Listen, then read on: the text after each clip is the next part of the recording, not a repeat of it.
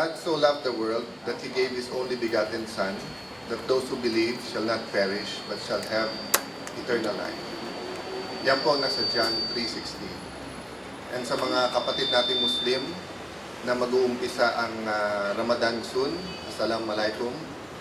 Sa mga kapatid natin sa ibang religion, lahat po ng major religions around the world believe that we were set apart by God because of sin, and kailangan may makatulay.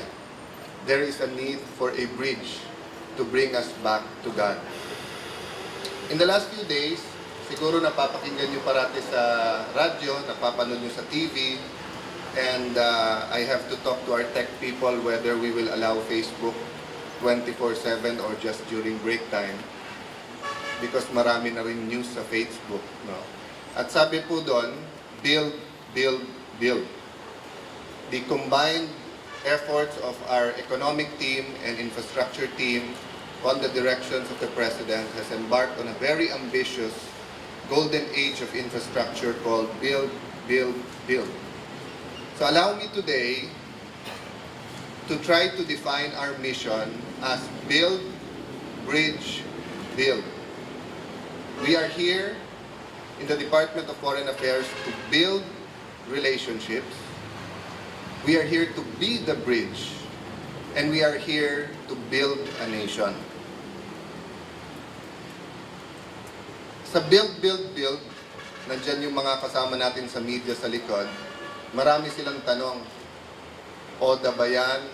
Government to government? Will our procurement law be followed? Or will we use PPP? Dito po sa DFA, meron din pong PPP. First of all, the DFA people are the professionals.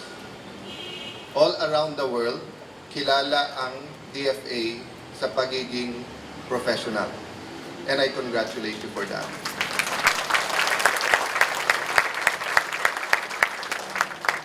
You or we are also the protectors, yung pangalawang P.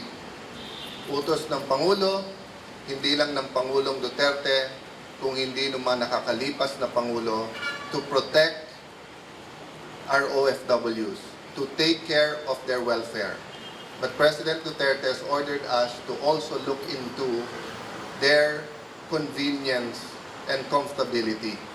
Hindi sapat na protected sila, hindi sapat na yung kanilang welfare, pero yung mga pila, yung mga pabalik-balik, o yung malalayo ang consulate, I know there are limitations, but that is His order and we are here to execute. And lastly, my wife asked me to she reminded me, and by extension, I want to remind all of you, the last P is the public face. Tayo po ang mukha ng Pilipinas. Tayo po ang mukha ni President Duterte sa ibang bansa. That is very, very important. And even in our own country, no? For example, sa pag-process ng passport, ang DFA ang mukha ng gobyerno. Kaya kung nakasmile ang mga taga-DFA, the Filipino people are smiling people. Pag masungit ang mga taga-DFA, ang mga Pilipino pala ay masungit. Ngayon, Pastor, depende na lang. Kung mahilig makipagkwentuhan, sabi nung iba, chismoso. Sabi naman nung iba mas religious, hindi, mahilig lang kami mag-share. But, let me just remind you, regardless if it's sharing, info gathering and sharing, or if it is gossip, we are the public face of the Philippines. By conducting diplomacy in public, especially in conflict resolution, we raise emotions and minimize the space wherein we can find solutions or wherein we can maneuver. Ito po ang ibig ko sabihin na we will not engage in microphone diplomacy, or si Ambassador Chito sa China, mas malaki ang ginamit niya, megaphone diplomacy. No? By using megaphone diplomacy, nare-raise ang emotion ng tao. No? People of one country and the other. And when emotions are high, hatred comes into the heart. And early in my career, I was taught never to hate your enemies. It only leads to mistakes. And yes, for those of you who are fans of The Godfather, kasama din po dun sa isang famous line niya, do not hate your enemies, it will cloud your judgment. The Holy Book tells us to hate the sin and love the sinner. I hate the fact that China is claiming parts of the territory of the Philippines. But I love the Chinese. I hate the fact that Americans sometimes interfere in our affairs. But I love the Americans. I hate the fact that we have a very cruel history with the Japanese during World War II. But we love the Japanese. Why? Because we hate the sin, but we love the sinner. For all we know, we will wake up one day that our greatest ally was our past enemy. That is why we celebrate with Japan that we are the model of reconciliation. Because in the region, there are still countries who are still hurting legitimately from past events. But the Filipinos have found a way to love them despite of the sins. It's our task to change mindsets, especially po yung mindset ng sabong and crab mentality. So I'm putting on notice and asking some forgiveness and indulgence from the media kung sabong nung iba't ibang sinabi ni ganito, sinabi ni ganyan. That is for the political departments, that's for Congress, that's for the Senate, maybe even Malacanang, that's for the local governments. But here in the DFA, we do not accept the premise that only one person is right, or the left is better, or the right is better. Here in the DFA, our job is to build, to bridge, and to build. If you're going to ask us to build, bridge, then break down, walang kasaysayan yung aming pag-bridge at yung pag-build. Friends to all, enemies to none, not all of us have the rank of ambassador. But the reality is, ladies and gentlemen, all of you here, all of us here, even our guests, are ambassadors. The President said we are open for business, but he made sure to communicate that it is not business as usual. This is a reform-oriented administration. In fact, the reforms are so radical that some people get disturbed or unsettled. Our foreign policy will be based on the values and interests of our people. VIP. Values, interests of the Filipino or of our people, ng Pilipino or of our people. Every time we ask, we have a task. Whether the task was given by the President to me, to the other secretaries to the assistant secretaries, the assistant secretaries to the director, all the way down, we ask ourselves, when do we start? Ladies and gentlemen, starting today, we only have one answer. We start yesterday. It is too late to just start today. Pag may pinagawa sa atin, parating frame of mind natin, kahapon pa kailangan yan. Kahapon pa dapat ginawa yan. The President has ordered us to prioritize the welfare, protection, and convenience of the OFWs. I know you are already doing that, and we have a one-team approach.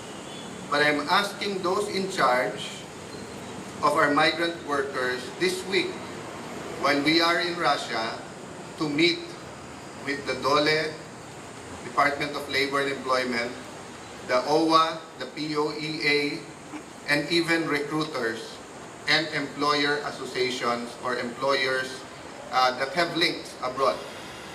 If you need me to call their officials, and if we have to be the one to host, let's do it. Because we can't do it alone, and the President will not accept excuses. Hindi pwede pag nasa abroad, ang sabihin natin, sir, ginawa namin, pero ito ngayon siya hindi, ito hindi. Even the other day, I text the SSS administrator and text and thanked him for congratulating me. And I told him, oh, glory be to God, if you can give me a chance, I'd like to meet you. I have some ideas. No? One of them kasi sa Hong Kong, nalulubog sa utang ang ating pong OFWs doon. If we can figure out a way with SSS na sa kanila mangutang at maghuhulog every Sunday, parang style 5-6 pero mababa ang interest, then we would have accomplished the President's mission in a small way, with a small step, but leading to more giant steps.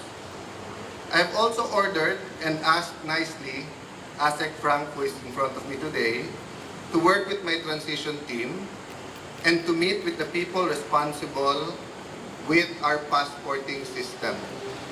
I expect by the time I come back from Russia, a memo will be on my desk that will contain what, how, and when. What, as in what can we do to speed up the process and remove the appointment system. Our goal is that when you walk in, you will be able to apply for your passport, and in a few days, you will get your passport. And later on, like in the US, you can apply for it in the post office. How? I want to know how they're going to do it. Is it additional machines? Dadagdagan ba natin yung mobile passport program natin? Or do we need more casual employees?